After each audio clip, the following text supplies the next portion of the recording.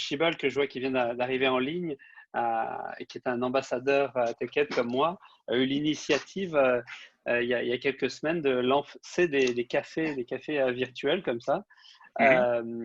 Pour se rencontrer, pour discuter, pour travailler aussi l'awareness sur ce que fait Centraide, et puis pour acheter des cafés virtuels aussi, si vous avez l'occasion, pour faire un don pour Centraide. Je vous partagerai plus tard le lien et les informations. Mais là, aujourd'hui, je voudrais pas particulièrement remercier Julien pour son temps, avec l'excuse de parler du podcasting. Mais c'est surtout de trouver un moment pour se rencontrer, et puis, voilà, avoir des bonnes discussions avec des gens intéressants. Merci, Julien. Ça me fait plaisir. Regarde, c'est une idée qui est bonne. Et d'ailleurs, ça fait tellement de temps qu'il y a des gens à l'intérieur de cette communauté, ces communautés de technologie-là, qui se connaissent, que c'est une bonne chance pour pouvoir se rassembler, puis parler de n'importe quoi, pas simplement de podcasting ou autre chose, mais simplement de se rassembler et de s'updater. Là, j'avais lancé l'idée de parler de podcasting parce que, franchement, j'en avais marre de parler de la COVID. et puis, j'aimerais lancer un peu le challenge pour se dire qu'on n'utilisera plus le mot COVID pour le reste de la discussion, pour voir si on arrive à avoir des sujets intéressants qui parlent d'autre chose. Donc, je vous lance le défi. Et puis, à vous de jouer. Pas super facile non plus.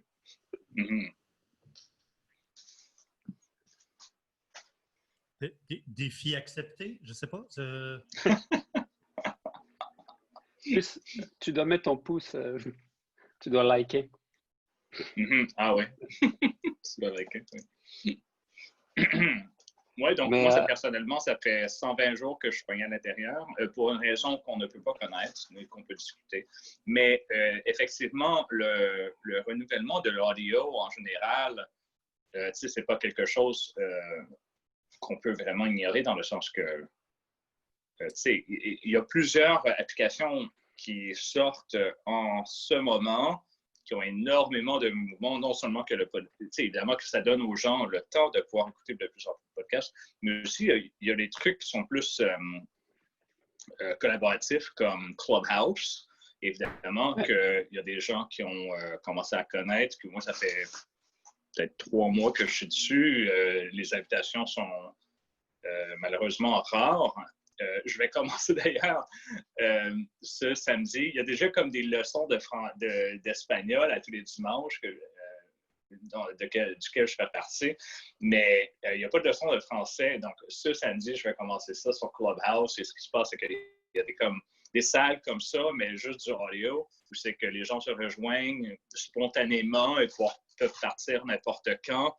Et donc, on remarque tout genre de mouvements dans le audio, parce que je crois les gens se retrouvent évidemment isolés. Hein. Donc, c'est le temps d'écoute que ça nous donne. Ça a quand même une transformation culturelle à l'intérieur de la technologie un peu en même temps.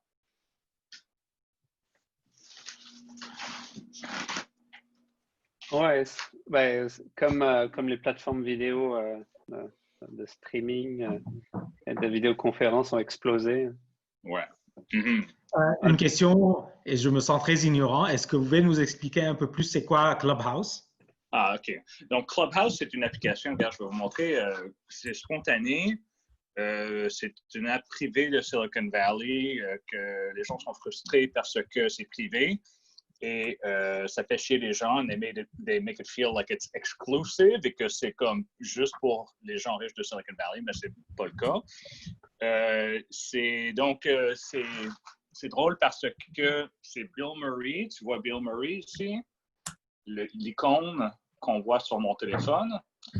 Et donc, tu laisses ça sur ton écran. Tu peux rentrer dedans n'importe quand.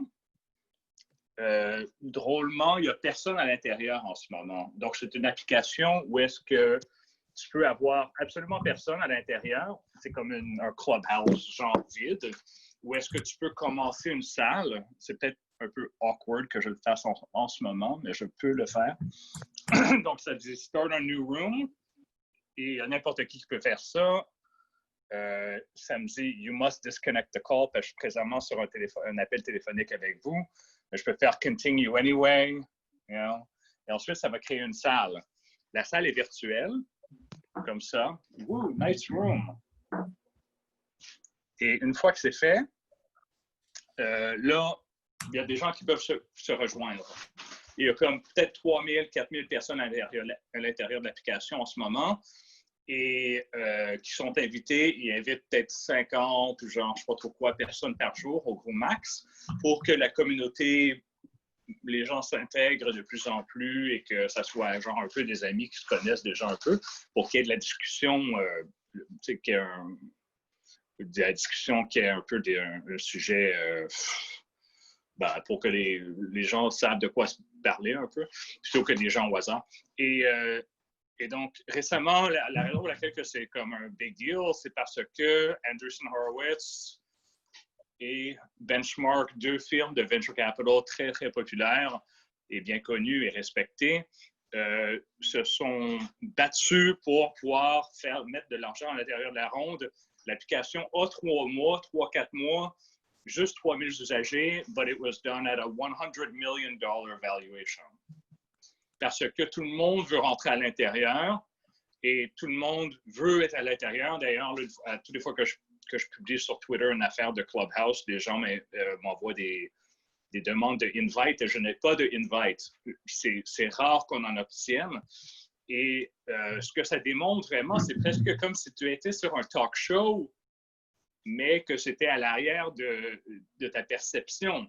C'est comme si tu avais la TV qui était ouverte ou un Zoom ouvert perpétuellement et que tu rentrais, que tu sortais de la salle à n'importe quel moment and you put yourself on mute. Et une fois que tu es sur mute, tu peux te sortir du mute. Hey, yeah, actually, I do know that guy. If you want, I can intro you. Let me know. Tu peux m'envoyer un message. Tu te remets sur mute et ensuite tu t'en vas.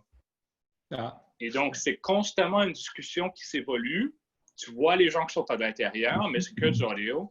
Et c'est fait comme si c'était un appel géant de conférence, mais il y a des nombres de salles, surtout qui se font comme à la fin de la journée, surtout en Pacific Time, pour le temps de San Francisco, et surtout les fins de semaine. Et donc, c'est super intéressant. Tu es constamment dessus. Ouais.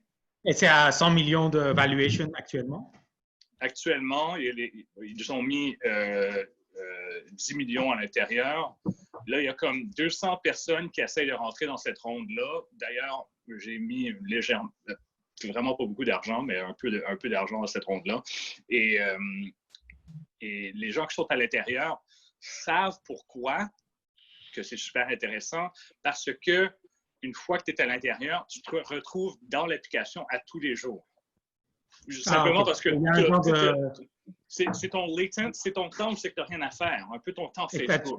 C'est addictive.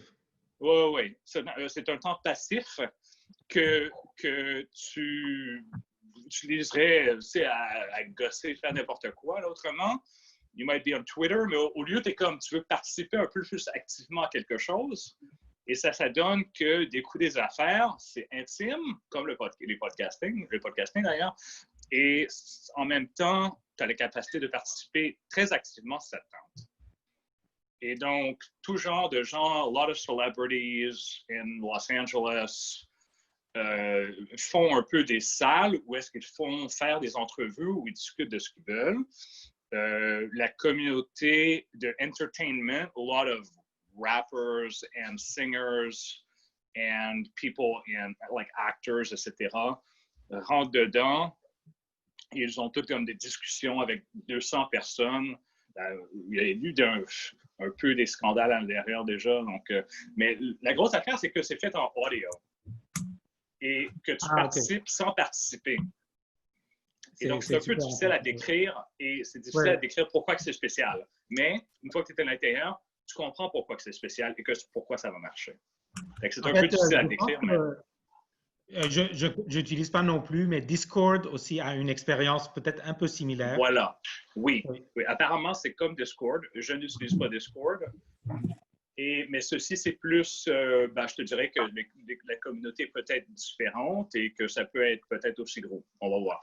Mais c'est très petit en ce moment, mais les gens sont intenses à l'intérieur, très intenses et constamment dedans. Donc, c'est presque comme si les communautés, au début de podcasting, comme Alexis discutait tantôt, là, au début, on se connaissait malgré le fait que il y en avait à Boston, il y en avait à New York, etc. On se connaissait tout comme de manière intime à cause de la voix, le médium de la voix. C'est un peu comme ça. On se connaît tous ici, et on se connaît de manière intime, bizarre, sans vraiment se connaître.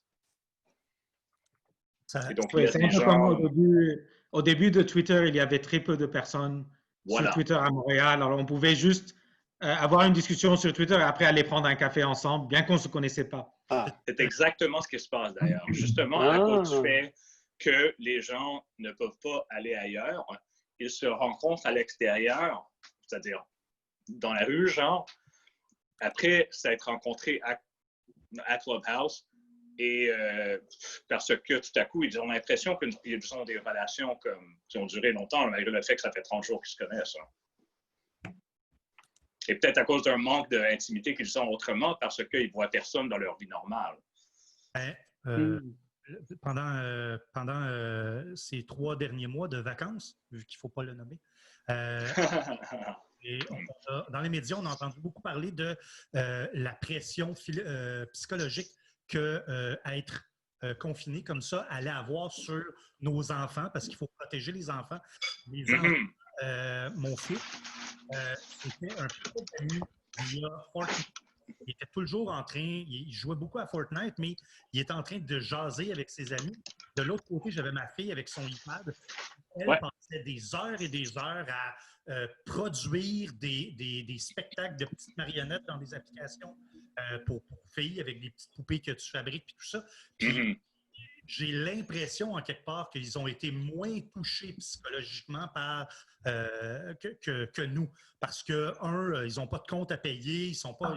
ce que ça veut dire, l'économie qui est en train de s'effondrer, tout ça. Donc, moi, je trouvais ça intéressant à voir. De l'autre côté, ce que je voulais amener, c'est que j'ai de plus en plus de difficultés à parler au téléphone. Oui. J'ai de plus en plus de difficultés à appeler spontanément quelqu'un. On dirait qu'il faut lui demander la permission via texto, prendre rendez-vous, des trucs comme ça. Donc, les plateformes dont tu parles, ça semble intéressant. Puis comme attends, son nom va apparaître si je clique dessus. Non. Mais comme je le disais tout à l'heure, ça ressemble à Twitter des années 2009, 2010, 2011, où ma tante était encore pas là, puis qu'elle ne comprenait pas, elle arrivait, elle ne comprend pas comment ça se fait, puis là, elle insultait du monde ou je ne sais pas quoi. Là. Donc, oui. Cet effet de communauté-là qui est intéressant. Garder comme ça. Oui, c'est un peu ce qu'on voit, ce qui est recréé dans un nouveau médium, mais qui existait dans plusieurs communautés comme d'Internet auparavant, et le même genre d'intimité. Donc, c'est quand même intéressant. Et les gens sont un peu désespérés, peut-être, mais on remarque qu'effectivement, que les relations sont quand même importantes et malgré le fait, certaines portions des États-Unis, pour une raison qu'on ne peut pas discuter, sont toujours fermées ou ouvertes, mais que les gens sont malgré ça à l'intérieur de l'application. Donc, ça doit avoir une raison véritable que ça les garde intéressés. Peut-être parce qu'on est de plus en plus psychologiquement isolé, je ne veux pas dire dans la maison, mais vraiment psychologiquement isolé dans le monde moderne en général. Donc, en conséquence, la capacité de pouvoir écouter et de parler à des étrangers de manière relativement intime a quand même peut avoir une certaine importance à la vie. Salut Jérôme, salut Bruno, bienvenue au café. Servez-vous, hein. Vous prenez un cappuccino, un latte, faites comme vous voulez. C'est drôle. Bonjour Bruno. Comme une réunion. Bonjour. Salut Jérôme, je vois que tu es dans les Alpes. Ouais, je n'ai pas enlevé mon background, désolé. Mais en fait, quand j'ai parlé de cette idée avec Laurent, Laurent m'a rappelé ces années-là où on pouvait se rencontrer sur Twitter. Je pense Facebook aussi, mais moi, c'était plutôt Twitter où j'étais. Et la question qu'on se posait, est-ce qu'on peut recréer cette expérience-là aujourd'hui?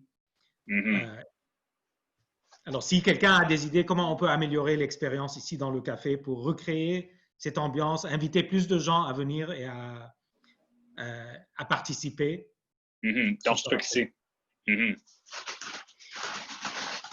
Oui, il y a la question quand même de le niveau de participation que ça demande est plus ou moins élevé. C'est-à-dire que, on parle souvent du fait que ça demande beaucoup d'attention d'être sur un Zoom ou un vidéo call parce que tu dois penser à plusieurs signaux sociaux que tu es en train de communiquer tout en même temps, même sans le savoir, sans vraiment le savoir. Par exemple, on remarque des fois qu'on est sur une caméra, donc en conséquence, c'est moins naturel, quoi, et de s'adapter, c'est pas exactement une affaire qui est super facile. Donc, en conséquence, it's a very tiring thing to do. Et donc, ce qu'on remarque, c'est vraiment le plus qu'on baisse le minimum niveau de participation pour que ça soit incroyablement simple. Comme par exemple, si on éteignait toutes nos vidéos tout en même temps, ça serait comme une expérience Clubhouse, effectivement, et ça faciliterait le niveau de participation. Donc, en conséquence, ce serait plus facile que pour que des gens se rejoignent. On l'essaye, Julien? Ah oui. Moi, je suis à l'aise de le faire. Allez, hop. On l'éteint tout en même temps. Ouais. Je viens d'éteindre ma vidéo et là, j'ai remarqué que mon niveau de stress a soudainement baissé. Est-ce que non, je sais pas si blague, mais effectivement, c'est plus facile. Parce que là, ce que je peux faire, c'est que je peux me balader dans ma maison. Je peux aller au frigo, je peux prendre un Coke et ça n'a aucun effet sur ma capacité de pouvoir focusser sur la discussion. Mais tout le monde peut participer ou se remettre sur mute sans penser « what do I look like? Do I look pro right now? Est-ce que je regarde la caméra de la manière que je devrais ou non? » Blablabla. Donc, tout à coup, on pourrait remarquer, je ne vais pas vous dire exactement quoi penser, mais on pourrait remarquer que ça facilite l'expérience d'être à l'intérieur. Oui, c'est très intéressant. Il y a eu une histoire dernièrement de quelqu'un qui s'est fait renvoyer ou qui va peut-être se faire renvoyer parce qu'il a fait un Zoom quand il était dans la douche, sans remarquer. Non. Oui. Oui. L'autre expérience que j'ai entendue récemment de ma mother-in-law, c'est qu'elle était sur un Zoom professionnel avec son bureau et que sans y penser, elle a fait comme un eye roll. Tu sais, elle a fait comme pendant que quelqu'un disait quelque chose. Et là, tout à coup, elle se pensait « Oh, fuck, qu'est-ce que je viens de faire? » Et tout le monde l'avait vu. Et non seulement ça, mais elle n'était pas sur mute comme elle pensait l'être. Fait que là, elle était comme « Oh shit, j'ai tellement communiqué des affaires que je ne voulais pas communiquer. » Et donc, ici, c'est remarquable comme ça minimise l'effort que ça demande. Et là, je peux faire n'importe quoi. Je peux marcher, je peux être à l'extérieur, à l'intérieur, comme je veux. Et donc, c'est... voilà.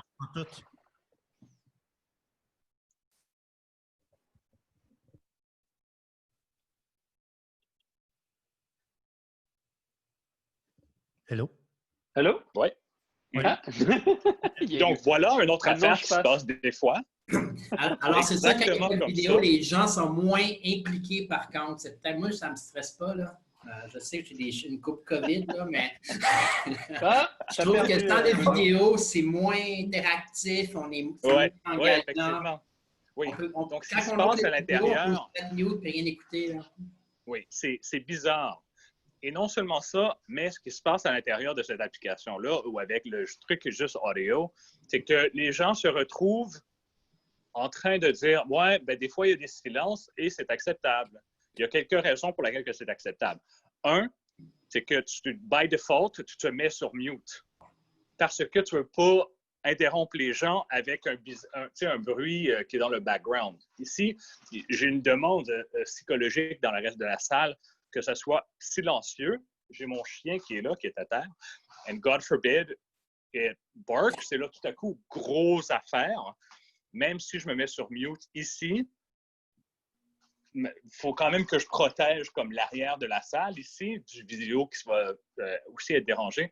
Tandis qu'autrement, je me mets sur mute, il y a des fois quelques secondes de silence et les gens sont parfaitement à l'aise. Donc, c'est très intéressant comme on peut mimiquer un peu l'expérience de Clubhouse en allant simplement sur du audio. Et effectivement, ça pourrait faciliter des affaires. Les gens pourraient rentrer 20 minutes, partir après, blablabla, plutôt que d'être super impliqués pour 1 heure au complet ou whatever it is. Oui. En fait, une des idées qu'on a eues pour le café au début, c'est qu'il n'y aura pas de sujet, il n'y aura pas d'invité. C'est juste un Zoom, n'importe qui peut venir. Like, the idea is that it's like a coffee shop. You come in, you chat, you leave, there is no time, nothing. Mais après, on a eu de la difficulté à créer, parce que ce genre de truc, il faut créer une certaine densité pour que ça fonctionne. Et puisqu'on n'avait pas la capacité de créer cette densité, on a créé ces moments comme ce moment actuel où on a Laurent et Julien qui sont là en train d'être les baristas. Oui, je sais que c'est plus participatif et qu'il y a des hosts, genre. Exact. Ouais. Mais moi, j'ai animé des ateliers jusqu'à 40 personnes. Puis, évidemment, comme c'est des ateliers qui étaient en région, l'Internet était poche. Alors, il y a plusieurs personnes qui devaient muter la vidéo pour pouvoir vraiment capter l'atelier. Mais quand c'est toi qui donnes un atelier, donner un atelier devant un mur noir, c'est assez évident. Tu as l'impression qu'il n'y a pas de réaction à ce que tu dis. Ouais. Là, je leur disais, si jamais je fais une joke, au moins, levez le doigt en l'air que vous l'avez compris et qu'elle est bonne. Oui? Parce que tu as l'impression de faire une joke c'est pas en tabarnak. Applaudissez. C'est vraiment difficile, Zoom, quand tout le monde est en noir et que le monde ne connaisse pas les fonctionnalités pour applaudir, pour mettre un pouce en l'air ou pour lever la main pour poser une question. T'sais. Puis pourtant, au début de chaque atelier. Alors, moi, je préfère de loin avoir la vidéo que d'avoir le noir. Puis, regarde, si tu as envie de pisser et que tu t'en vas, que tu le mets au noir, c'est bien correct. Mais le reste du temps, si tu peux mettre les vidéos, mets-les. Oui. Effectivement. Et d'ailleurs, je connais beaucoup de conférenciers, people that do talks for a living, qui sont aussi souvent des coachs. Et donc, récemment, je parle à beaucoup de coachs. Et donc, ils sont tous pognés à la maison. Et ce sont des fois des gens qui se font payer quand même énormément d'argent. C'est le speaking circuit aux États-Unis est fou, les prix qu'ils payent. C'est vraiment incroyable. Et donc, tout à coup, ils se font demander de faire la même affaire, mais virtuellement et sans avoir d'énergie dans la salle, parce qu'il n'y a aucune salle, comme tu décris, Michel, et qu'il n'y a même pas le son pour dire « haha » parce que les gens se ressentent comme s'ils ne peuvent pas interrompre le conférencier.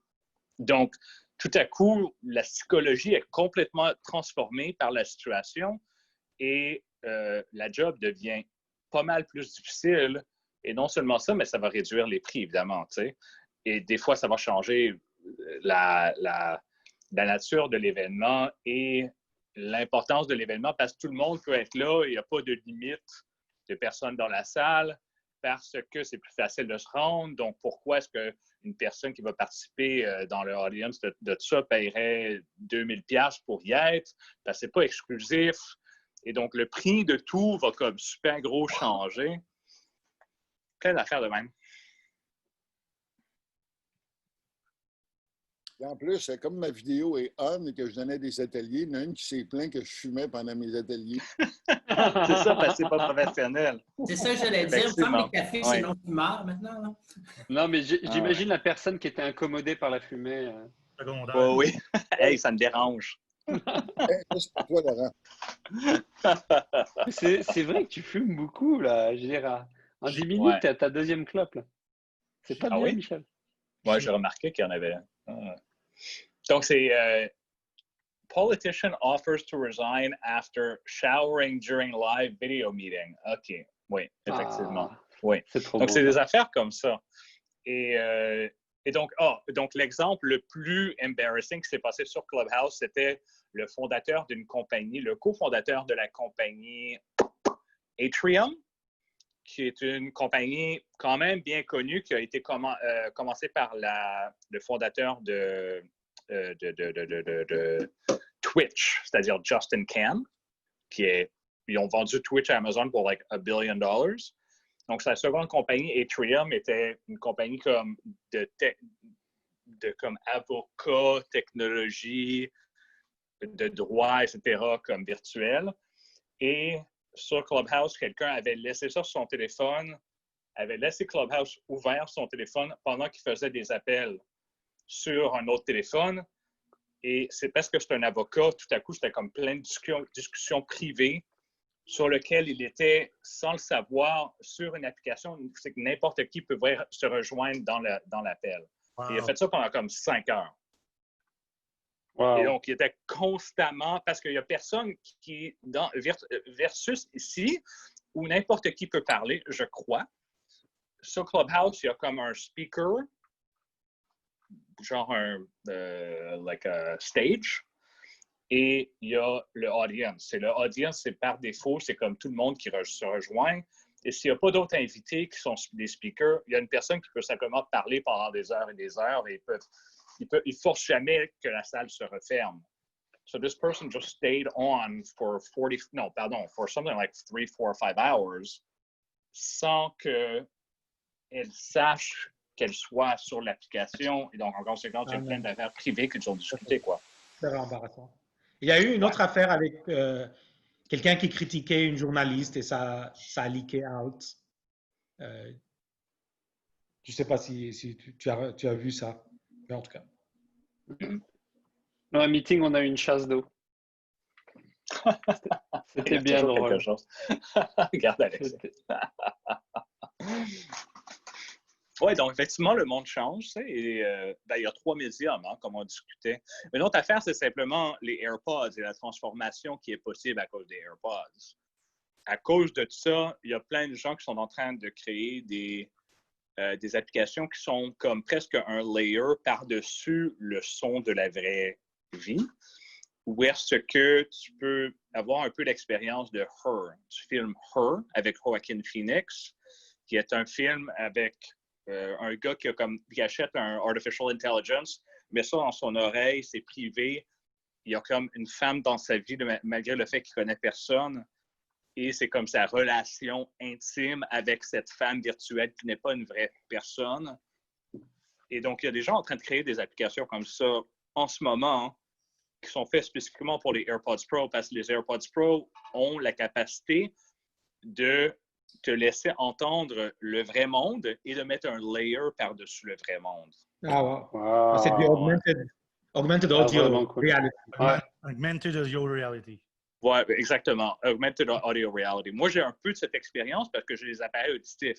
D'ailleurs, tu ne le sais pas, mais you can see that I have nothing in my ears et que j'entends directement de mon téléphone.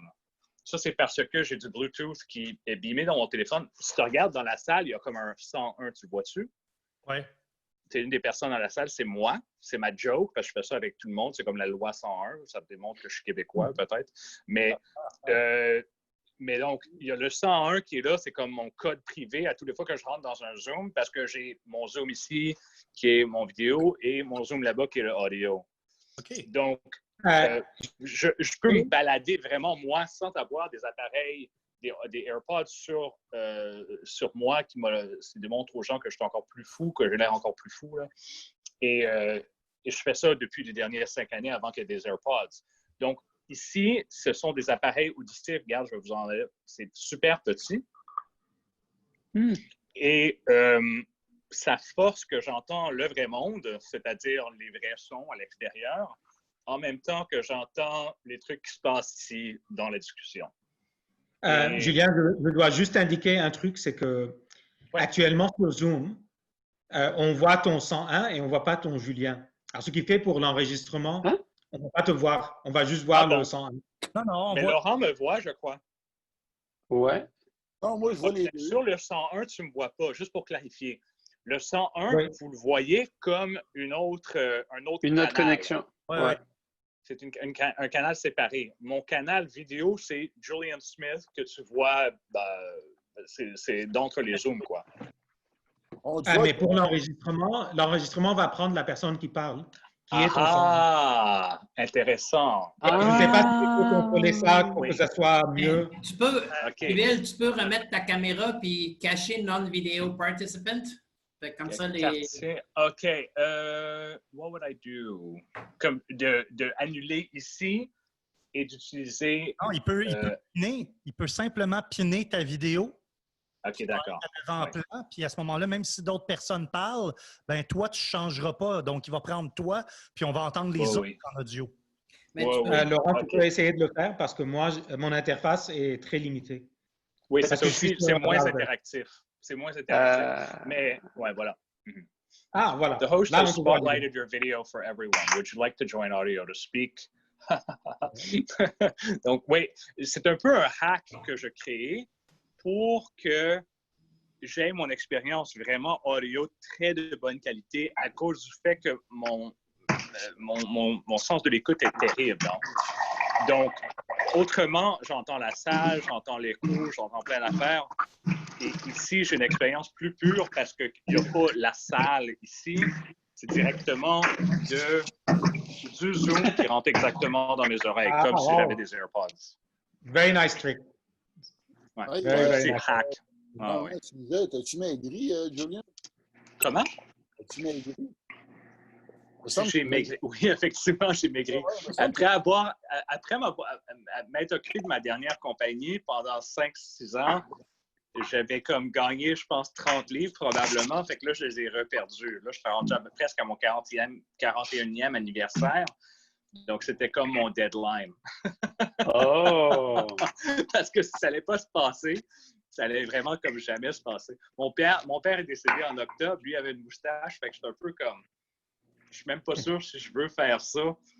Mais parce que, tu sais, c'est un peu une rénovation du look parce qu'il n'y a personne qui me voit dans la vraie vie. Fait que je m'en fous un peu plus, ça. Mais ça te va bien quand même. Merci. Ouais. Ça vient pas tout seul. Quand tu es jeune, tu penses que tu restes mince puis parce que tu es spécial, non. Faut que tu pratiques. Oh my God. Par contre, ce qui est plate de Zoom, c'est que, évidemment, il y a quand même une distance. Hein? On se voit, mais c'était pas comme un Yulbill où on pouvait se donner une ligne sur l'épaule. Oui, exactement. C'est vrai, ça. On peut se parler en groupe, mais on ne peut pas se parler en privé en même temps qu'on se parle en groupe. Oui. Il n'y a pas de discussion de côté. Le non-verbal est plus difficile aussi. Oui. Le défi, c'est d'avoir plusieurs discussions en parallèle, ce qui se fait à Yulbiz, là. Oui, ça aussi, c'est très difficile. Pour retourner au truc de Clubhouse, l'expérience qu'on peut créer avec ça, c'est de pouvoir créer des salles de côté. Donc, si par exemple, tu as... Merci, Alexis. Ça, c'est une photo de toi et moi, ou bien c'est 2 photos qui ont été collées ensemble. Je pense que c'est une photo de toi et moi, probablement. Ouais. T'es sur mute, oui. T'es sur mute, Alexis. Il ressort les dossiers, attention, Julien. C'est une photo de nous.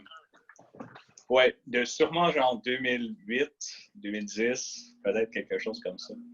Oui, donc, de pouvoir créer des salles de côté, ça règle un peu ce problème, dans le sens que si tu veux commencer une salle à côté pour avoir une discussion, de la même manière que si tu rentres dans le chat à côté ici, tu vas pouvoir envoyer un message à quelqu'un privé pour qu'ensuite il y ait quelqu'un qui follow-up. C'est un peu une expérience de audio spécifiquement qui est créée pour ça. Oui, parce que quand on faisait les quiz, souvent les meilleures discussions, c'était dehors à fumer une cigarette. Oui, Oui, exactement. Oui, voilà. Donc, c'est un peu une expérience de conférence pour que tu puisses avoir une expérience de are you bored right now? Like, do you want to keep chatting about this? Or do we go somewhere else so we have another discussion, get a cup of coffee, avoir une cigarette? C'est ça, c'est ça. Alors ça me manque. D'ailleurs, les Yulbiz me manquent. Oui, oui, c'est vrai. Et tu sais, c'est drôle parce que tu penses aussi, dans le temps, il y avait un cinéma à l'intérieur dans cet édifice-là. C'était comme un espace culturel en même temps de plusieurs manières, de technologie, de films, plein d'affaires. La ville me manque. Moi, je trouve qu'il y a des affaires que je peux vraiment faire virtuellement. Je suis super à l'aise, mais il y a plein d'affaires où est-ce que tu remarques que l'expérience véritable ça a vraiment une expérience. C'est quelque chose d'émotionnel que tu as besoin. Mais l'expérience que je pense qui va être détruite par ça, c'est vraiment les restaurants. Parce que tout à coup, tu remarques que tu peux avoir l'expérience d'aller à un restaurant, mais à 30% du prix, et que tu peux avoir des gens chez toi. Et donc, pourquoi que tu retournerais? Il y a comme des nouvelles habitudes. Je ne sais pas si tu vous ressentez la même affaire. Ce que j'aime au restaurant en ce moment, c'est qu'il y a moins de monde, t'es pas collé. Oui. L'ambiance je trouve, est beaucoup plus agréable. Mais par contre, en termes de volume, je ne sais pas si les restaurants vont pouvoir. Oui, voilà. Parce qu'il faut, s'ils peuvent avoir 2 fois moins de monde, ça veut dire qu'il faut qu'ils fassent payer 2 fois plus cher à ce moment-là. Oui, voilà, exactement. Donc, malgré, une fois que tu rentres dans l'industrie des square feet, en étant dans du office space pendant 5-6 ans comme CEO, tu sais, tu ne peux plus te séparer du prix des pieds carrés à l'intérieur des espaces commerciaux. Donc, quand nous, on remarquait, et sûrement ce que les restaurants remarquent, je connais aussi beaucoup de personnes qui sont propriétaires de restaurants sur Notre-Dame, à côté de chez nous, et eux autres sont comme « This destroys us », même si on peut avoir le même volume. Le volume, les gens veulent moins payer et l'espace que ça demande entre les tables détruit notre capacité de faire du profit. Donc, l'industrie au complet va être absolument bouleversée. Ouais. Je ne m'imagine pas une situation où est-ce qu'à l'intérieur des prochaines 1 an, 2 ans, surtout que je pense qu'on remarque aussi, on ne peut pas discuter de pourquoi, mais on remarque aussi que c'est plus sain d'être à l'extérieur, je crois, que d'être dans de l'air recyclé à l'intérieur. Et ça aussi, ça doit avoir un effet quand même important, probablement. Malgré le fait que il semble que la majorité des gens s'en foutent un peu ici, là, mais bon. Ben, là, c'est l'été, on peut encore avoir des terrasses et en profiter. Donc, après, c'est à l'automne. On verra. Peut-être que ça va devenir comme les restos au Japon où tu peux soit aller dans une pièce avec 3-4 personnes ou tu peux y aller toute seule, manger dans ton isoloir, tu mets ta petite feuille. Oui. À Taïwan, ils n'ont jamais fermé les restaurants avec la crise. Ils étaient collés sur la Chine. C'est une des premières places à avoir réagi. Puis qu'est-ce qu'ils font tout simplement, c'est que tu arrives, tu t'assois, tu es dans des tables, ils mettent des Lexan entre les personnes. Des quoi? Ils mettent des plexiglas. Alors, sur les tables, il y a des parents. Fait que tu peux avoir une conversation, t'asseoir avec la personne, puis c'est juste que tu ne peux pas piger dans son assiette. D'ailleurs, il y a un restaurant qui est une des solutions aussi. On a vu ça sur la terrasse, Laurent, la semaine passée. En Benelux? C'est Benelux. Il y avait des gens, une table de 4, comme deux couples, puis ils avaient mis un plexiglas entre les deux. Moi, je suis allé au restaurant pour la première fois hier, depuis le début du coronavirus. C'était T'as perdu? On l'a presque fait. Resto pour tout le monde. Et je trouvais ça triste parce qu'effectivement, on était tous loin. C'était une terrasse, une belle terrasse, la pizza, bon, c'est correct. Mais ça m'a comme pas donné le goût de retourner au restaurant. C'est drôle, hein? Oui. Il y a le niveau d'intensité a quand même une certaine valeur. Tu sais, les gens aiment les villes denses, c'est-à-dire dans le monde, tu sais, New York, Paris, d'autres villes comme ça à cause de cette densité. Moi, je ne veux pas toujours, je ne veux pas 100% du temps, mais ça a quand même une importance dans la vie de quand même pas mal de gens. Donc, sûrement que tu as perdu cette intensité, hein, un peu. Mais en même temps, tu peux... Moi, c'est sûr que ça fait quand même 6 ans là, que j'habite en forêt. Oui, c'est vrai. Un demi-hectare, alors que je n'ai pas de voisins proches. Je suis en pleine nature. Puis, étonnamment, moi, j'ai lu que le real estate des campagnes est en pleine progression, tandis que celui des villes est en baisse. Oui, effectivement. À cause du coronavirus, la densité, il y a des gens à qui ça faisait peur. Et moi, quand je retourne à Montréal, je n'ai pas le goût d'être là bien longtemps. Là. Ah bon, OK. Tu as perdu ton, oui, ton intérêt. Tout à fait. Puis étonnamment, moi, j'habite pas très loin de Rawdon. Puis j'ai entendu parler de scandale à Rawdon, là, où est-ce que il y a des Ginos qui sont allés se baigner aux cascades et c'est absolument épouvantable. Là, le nombre, normalement, c'est 1500 personnes, puis il y avait au-delà de 8000 personnes dans une journée. Là. Ah bon? Et écoute, c'était... Fait que c'est... puis en même temps, étonnamment, c'était ça mon rêve quand je me suis présenté en politique, de mettre de la fibre optique à la grandeur du Québec habité pour permettre un développement régional. Parce que justement, ce qu'on fait présentement, là, tu peux le faire du centre-ville de Montréal, mais tu peux le faire de n'importe où il y a une connexion. Et si tu as le choix de travailler virtuellement dans une tour du centre-ville ou sur le bord d'un lac ou d'une pente de ski. Exactement. Probablement, tu vas choisir le lac ou la pente de ski. Tu sais. Oui, à tous les fois. C'est pour ça que l'infrastructure de base, c'est la haute vitesse. Puis la vraie haute vitesse, pas celle-là qu'on parle depuis 20 ans. Là, tu sais. On parle d'au moins 100 mégabits seconde. Là, tu sais. Oui, je suis 100% d'accord, Michel. Oui, parce que j'ai l'impression, surtout là, tu es comme, j'aime ça, ma solitude, tu sais, un peu. Et donc, tu te retrouves à reprioriser. Je suis quand même relativement connecté avec les communautés, surtout de startups à New York. Et premièrement, ils ont fait des levées de fonds new-yorkaises qui sont quand même importantes, tu sais. Et donc, ça, c'est tout basé sur le prix du real estate à New York, le coût des employés à New York, ce qui est tout pas mal plus élevé que nationalement. Donc, il n'y a vraiment aucune raison pour que ça soit le cas, surtout lorsque Twitter est rendu virtuel. Ils ont annoncé, évidemment, Shopify, certainement partiellement annoncé, Square, Quora, Facebook, il y en a tellement d'autres, je ne m'en rappelle même pas. Toutes des compagnies qui sont quand même relativement publiques et qui sont bien connues. Et donc, une fois que tu es une compagnie comme ça, de technologie, tu dois faire la compétition pour le talent versus ceux qui peuvent maintenant engager des gens qui sont tes voisins. Fait que tu dois aussi, pour rester compétitif, tu dois faire la même affaire. Donc, pour les gens, peut-être pas à Montréal, parce que c'est quand même, il y a une certaine compétition à cause de Shopify, etc. Mais les ingénieurs à Rodham ou ailleurs, tout à coup, ont plein d'autres opportunités.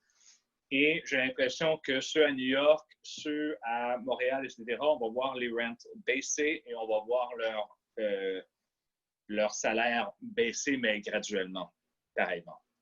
D'ailleurs, rien que pour vous faire ici, là, regardez,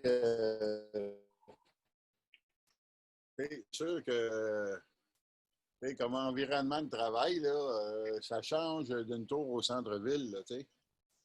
Oui. Oui, la qualité de vie est quand même transformée. Oui, c'est ça. D'ailleurs, je remarque ici que, regarde, c'est comme, tu sais, c'est ma chambre un peu d'en avant, là, qui n'est pas vraiment dédiée à être sur Zoom, sur lequel je suis rarement, sur mon ordinateur, mais qu'on s'en fout un peu. Que dans la vraie vie, tu sais, les rendez-vous, maintenant, c'est rendu des rendez-vous qui sont pas mal plus casual qu'ils l'étaient. Même si des meetings avec des investisseurs ou autres personnes quand même relativement sérieuses, tout le monde s'accepte un peu plus. C'est ça, tout à fait. C'est ça, pour revenir à ce qu'on disait, tu sais, moi, à la base, je suis une fille de région. J'ai grandi à Mont-Tremblant. Puis même, j'ai eu toute la volonté du monde de rester là quand j'étais à l'Université à Montréal, évidemment. Sauf que c'était pas possible à l'époque. Puis là, évidemment, j'ai dû déménager à Montréal pour des opportunités d'emploi. Parce que là, maintenant, surtout depuis les 3 derniers mois, là, tu sais, comme je remagasine à retourner là-bas. De plus en plus, tu sais, Laurent, il sait, j'ai eu l'occasion d'aller travailler à l'étranger. En fait, j'ai fait une dizaine de pays en 1 an, tout en gardant un emploi à Montréal.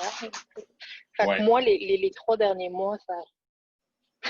Côté travail, ça n'a absolument rien changé pour moi. Mais c'est ça, tu sais, j'espère vraiment justement qu'il y a plus de compagnies. C'est surtout à Montréal, j'ai toujours l'impression qu'on a été un peu frileux, même des grosses entreprises en techno par rapport au travail à la maison, puis des opportunités à l'extérieur de la grande ville. Ça change, ben, ça change vite à cause du coronavirus. Exact. Oui, c'est ça. C'est un changement soudain qui autrement se passerait à l'intérieur de 5 ou 10 ans. J'écoutais une conférence de Toby Lutke, qui est le CEO de Shopify, une compagnie très bien connue et super bonne. Et il disait que, pareillement, le e-commerce se fait accélérer pour que ce soit au lieu de 2020-2030. Et toutes les transformations culturelles qui se passeraient à l'intérieur d'une dizaine d'années, ou qu'ils attendaient que ça allait se passer pour une dizaine d'années, au lieu se sont passées à l'intérieur de 3 à 6 mois. Et ça ne va pas revenir. T'sais. Donc, moi, on se demandait souvent dans l'industrie du real estate commercial, qu'est-ce qu'ils vont faire avec des malls? C'est peut-être encore vrai, mais moi, je pense à tous les espaces de rez-de-chaussée commerciaux. Qu'est-ce qu'ils vont faire avec ces espaces-là? Ça ne peut pas tout devenir des bureaux. Des appartements? Oui, peut-être, mais... Ils vont faire des espaces un peu, qu'est-ce qu'ils font? Juste avant la pandémie, ils avaient commencé ça. La seule manière de compétitionner contre Amazon pour ces espaces-là, c'est de faire ce que la vieille chose à quoi ça servait les malls avant là, aux États-Unis, c'est un endroit, je ne sais pas dans une ville comme Montréal, là, mais c'est un endroit de rassemblement. C'est faire des endroits où les gens... C'est ce qu'on voit au Place Ville-Marie, là, quand ils ont tout démoli. C'est pour faire face à Amazon, c'est de faire un endroit où tu peux vivre, que tu peux rencontrer des amis, prendre de la très bonne bouffe, puis toutes sortes d'activités. C'est ça qu'ils vont faire. C'est les seuls qui vont survivre, c'est ça qu'ils vont faire. Des expériences. Voilà. Mais Julien, moi, je t'aimerais... Être une destination en ville, c'est la seule chose qui va tenir les centres d'achat en vie. Julien, j'aimerais te poser une question sur, sur Breather. Je sais que tu n'es évidemment plus là-dedans, mais il me semble que cette pandémie, tout ce qu'on est en train de jaser, et c'est parfait pour un modèle comme Breather. Tu sais, nous, on a un loyer, on a un bail. Et là, je dis, Chris, est-ce qu'on lâche ça pour, tu sais, on fait le lundi, toute la gang ensemble, on fait un Breather. Et le reste de la semaine, on fait ça remote et essayer de trouver des formules. Il me semble que l'entreprise qui est la mieux positionnée pour ce genre de experimentation, ça serait un breather. Donc, oui. Donc, effectivement, les modèles qui sont les modèles de coworking, pareillement, sont basés sur un certain nombre de pieds carrés par personne qui est réduit.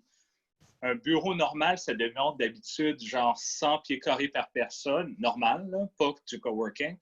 Un coworking, une des raisons pour lesquelles que WeWork était efficace dans le sens que financièrement efficace, c'était parce que, à cause du design, ils étaient bons à pouvoir réduire le nombre de pieds carrés par personne à genre 45 ou 50 pieds carrés par personne.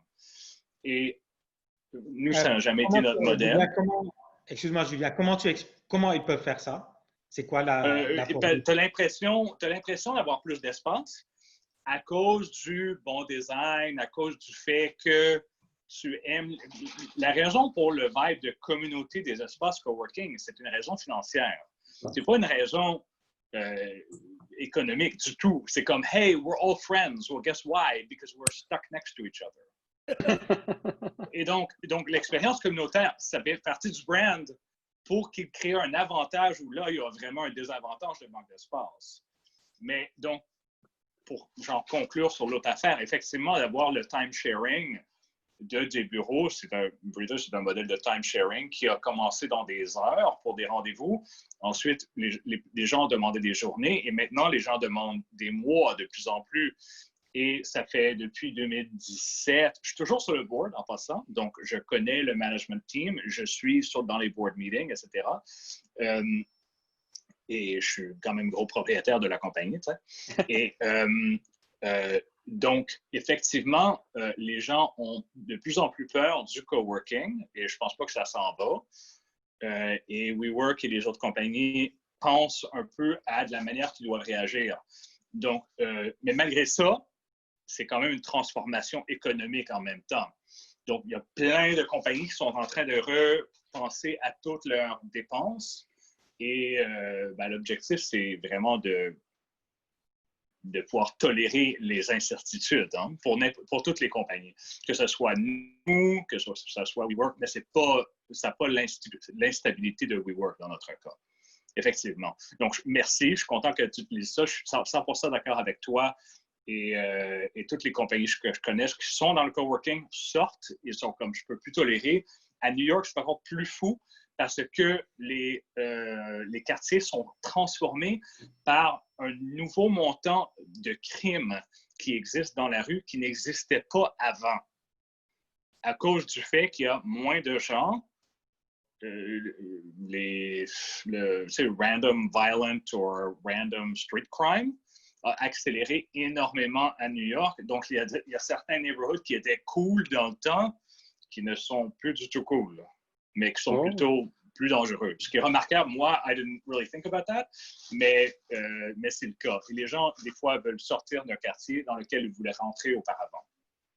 Oui, puis étonnamment, moi, ce que je pense, c'est que justement, la vie de quartier va se retrouver dans des villages qui, autrefois, étaient à l'article de la mort. Et, tu sais, moi, jeudi dernier, là, c'est sûr que là, c'est l'été, puis c'est sûr que là, tout le monde veut sortir de l'île de Montréal parce qu'ils en ont plein de casse du coronavirus puis de l'isolement. Mais je suis allé à Rawdon, qui est la ville voisine de Chertsey, chez le boulanger du village. C'est ça. Et à 4 heures, il n'y avait plus de pain. C'est ça. Il n'y avait plus de pain. Fait que moi, je rentre là, je dis, coudonc, tu n'as pas fait de pain aujourd'hui? Il dit, au contraire, j'en ai fait plus que d'habitude, puis à partir de 2h30, il n'y avait plus rien. Tout a été vendu. J'ai jamais vu. À cause des gens de la ville, ça. C'est tout à fait. C'est tous des gens de la ville, mais en même temps, il y a comme une nouvelle communauté qui se recrée en région. Puis justement, c'est un peu ça aussi que les gens cherchaient avant dans des quartiers, puis qui perdent. C'est ce qu'il y avait sur le plateau Montréal. Oui, tu as le sens d'un village. Effectivement, à Saint-Henri, ça se développe de plus en plus.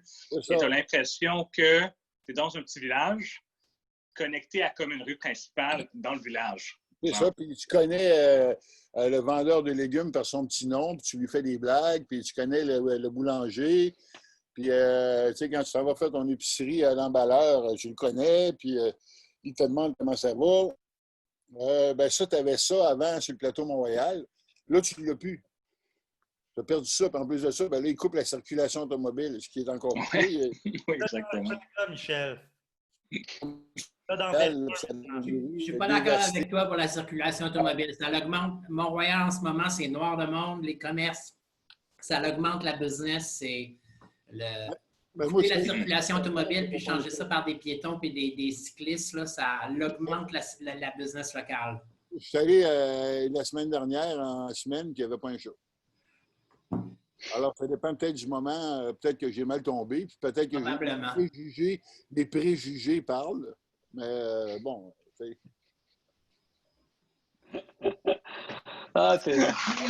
Oui, mais tout ça pour dire que de manière générale, je suis 100% d'accord. Une fois que tu n'as pas besoin de job à Montréal et que ce n'est pas une décision économique, Montréal, New York ou ailleurs. Donc, des gens que je connais qui ont des compagnies new-yorkaises, encore une fois, mais leurs cash qu'ils ont reçus sont basés sur des principes économiques new-yorkais qui ne sont plus valides. Et donc, en conséquence, sont comme « I'm moving to North Carolina, where my wife came from, and I don't need this anymore.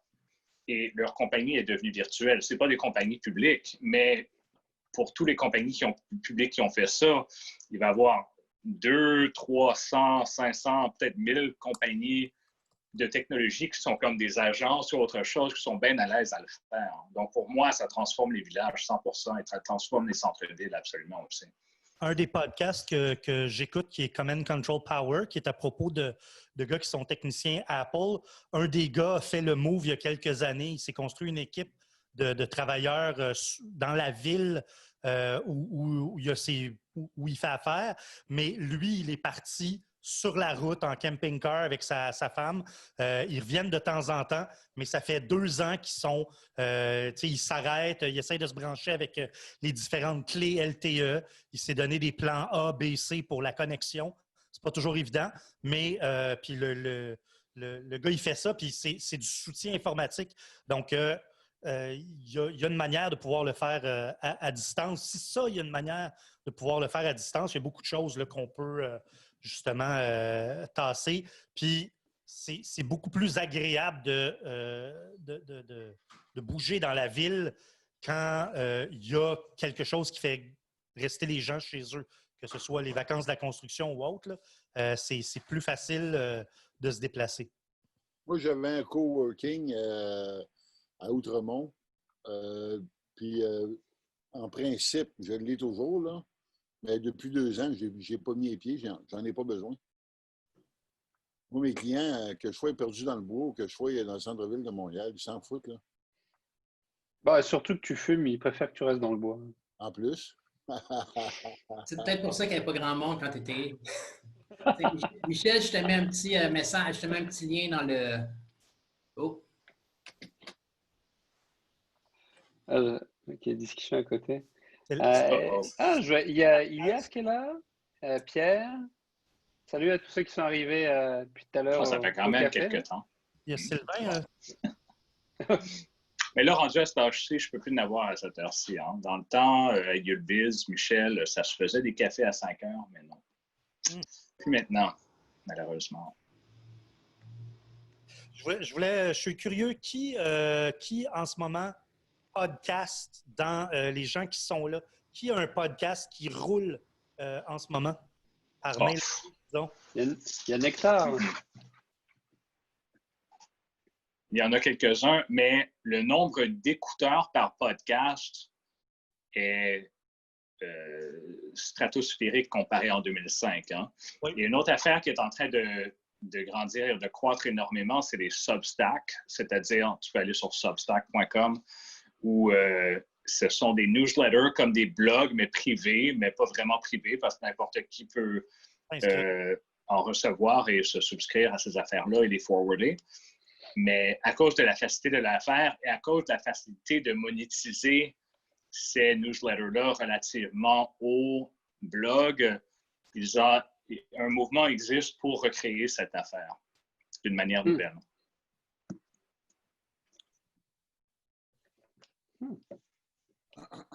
C'est fou. On apprend tout genre d'affaires. Hein. Ah, en tout cas, moi, j'ai jamais autant écouté de podcasts que depuis que j'en fais pas. Ouais.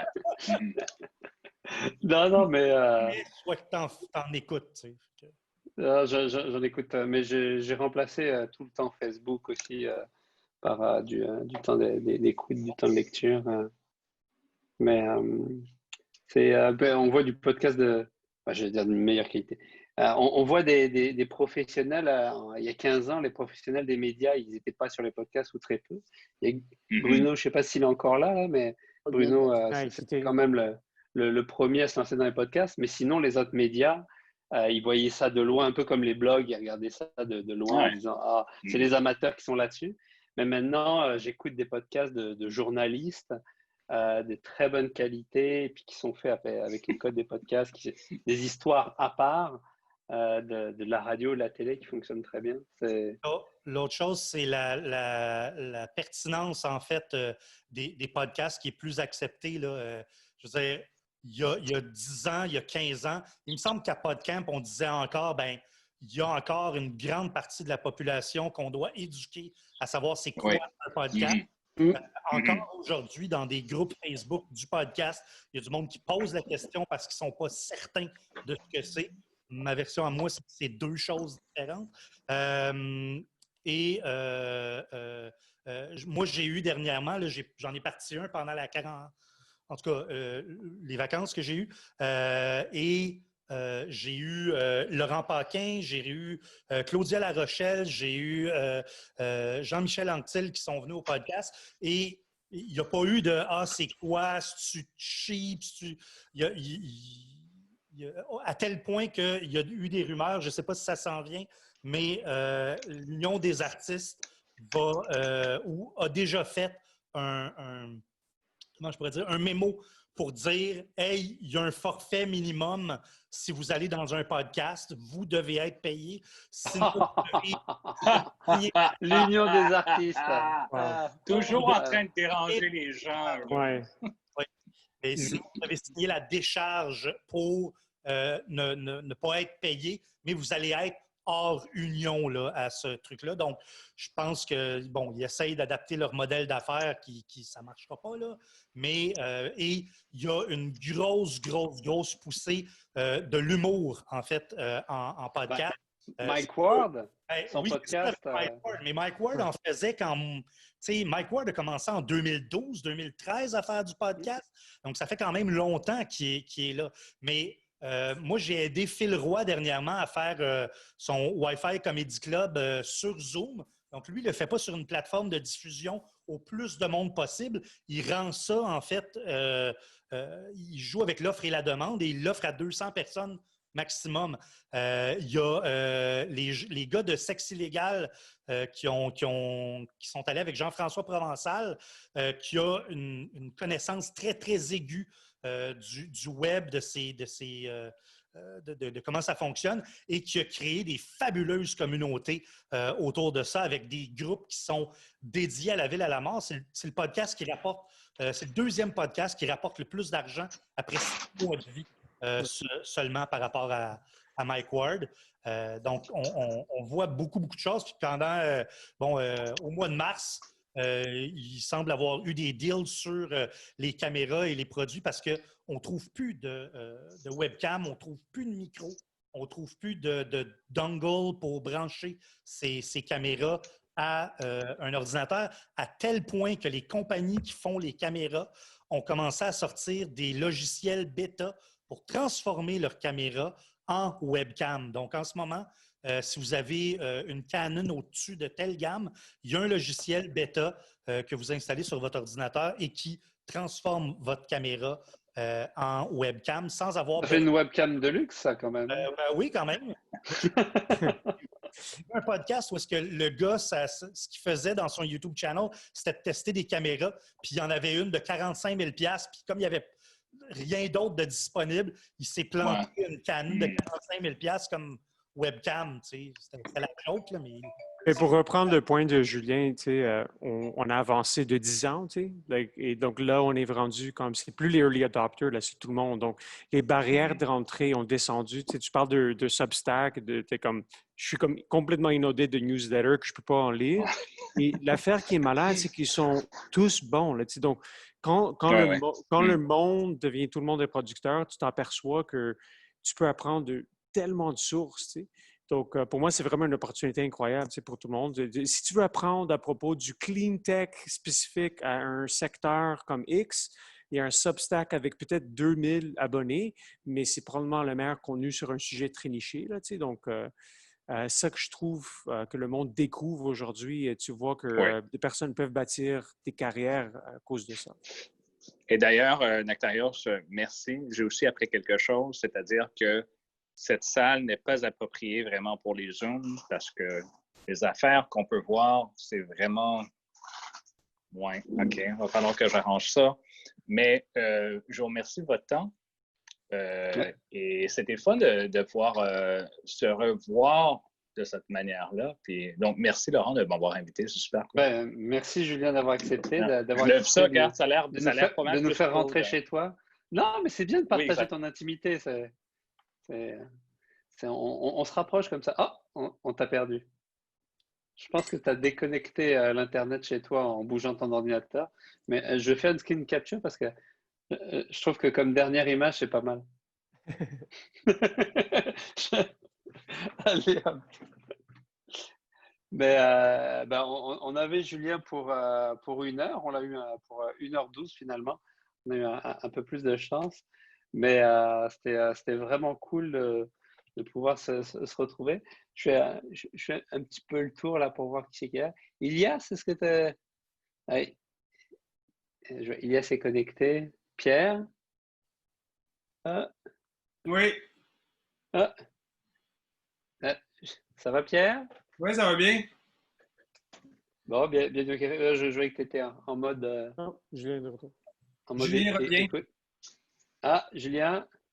Oui, me revoilà. It wasn't the big one? Hein?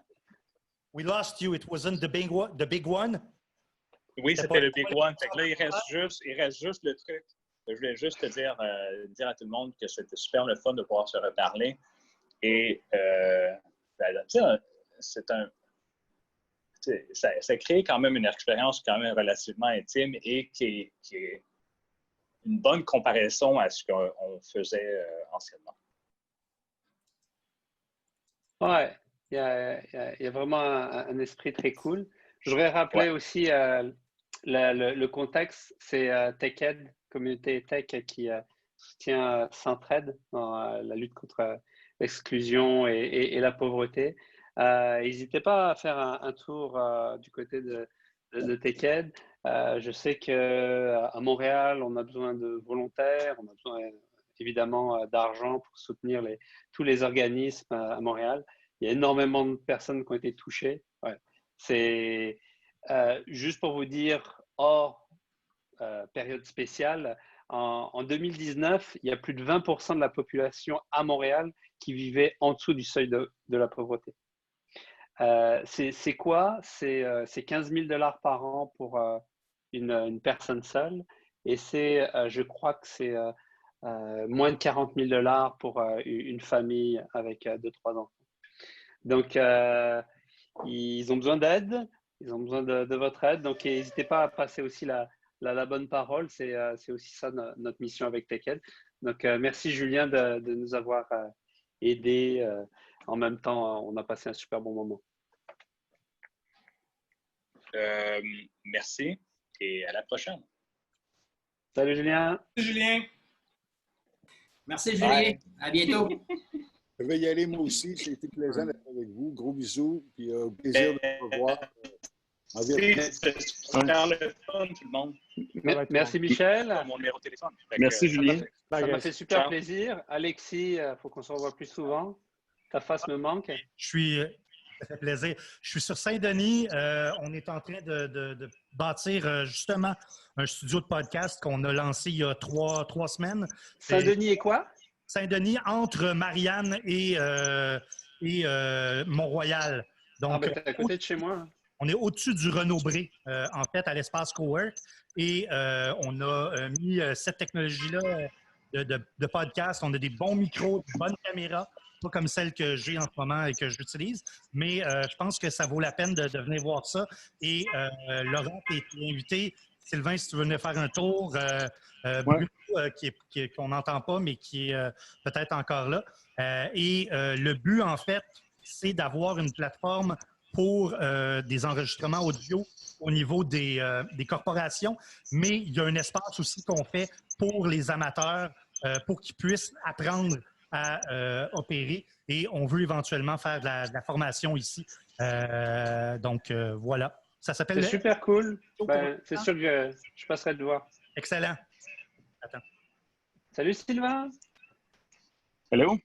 Ça va? Oui, ça va. Long time no see. Ah, tiens, je te mets en vedette. Ouh. Moi, j'ai juste attrapé la dernière demi-heure, en fait. C'est pas mal. Le tout, c'est de venir. C'est de venir et participer. C'est juste, tu as manqué l'intro, mais c'est il y a quelques semaines, c'est une initiative de Shibal qui travaille chez Google de faire des cafés virtuels pour se rencontrer et en même temps parler de s'entraide. D'accord. Ouh. Ouais, c'est ma fille qui me fait un câlin. Elle repart chez son ami. Ah, c'est gentil de nous voir. Donc, voilà. Bon, l'excuse, c'était le podcast. Je vais vous laisser aussi. Merci, Laurent. Merci, Godin, d'être passé. Merci tout le monde. Bonne soirée. Et lâchez pas. Godot, les autres, si vous avez du feedback aussi, on le prend parce qu'on cherche des moyens avec TechEd, justement, d'organiser des événements proposer des nouvelles expériences pour se rencontrer et puis pour sensibiliser aussi la communauté, voir comment on peut essayer d'avoir un peu d'impact au niveau local pour aider Centraide et les organismes qui en ont besoin. Donc, votre feedback, si vous avez des suggestions, votre temps aussi, votre argent, évidemment, on prend tout. C'est bon. Ça se passe bien pour toi, Gab? Oui, ça se passe bien. Ah, wow, je suis en vedette. Je vais vous laisser. C'est gentil d'être venu, surtout que je vois qu'on n'avait pas du tout la parité pour cet appel. C'était pas faute d'inviter quasiment autant de femmes que d'hommes. Ouais, c'est ça. Je me sentais un peu en minorité avec Michel, mais ouais. Disponibilité aussi là, dans la journée, c'est moins. Ouais, pour certaines personnes. Julien était disponible à 4 heures, donc on en a profité. Ouais. Je conclure, il est à 5h19. Je vous remercie à tous. Et puis, on se tient au courant pour le prochain café. Je pense qu'il y en a un qui est organisé demain. Nabil, tu peux nous en parler? Oui, demain, on va parler d'éthique et l'intelligence artificielle et comment l'interaction entre les deux se fasse. On aura Abhishek Gupta qui travaille dans le domaine depuis un bout de temps. Il est un des fondateurs de Montréal AI Ethics. Puis, il viendra, comme on a vu, le genre de discussion sur l'intelligence artificielle et l'éthique. C'est ouvert pour discussion. Il travaille maintenant à Microsoft Research, mais c'est un domaine qui lui passionne depuis très longtemps et c'est quelqu'un que moi j'aime beaucoup discuter avec sur le sujet. Cool. Bon, à demain alors. À demain. Merci à tous. Au revoir les amis. Ciao.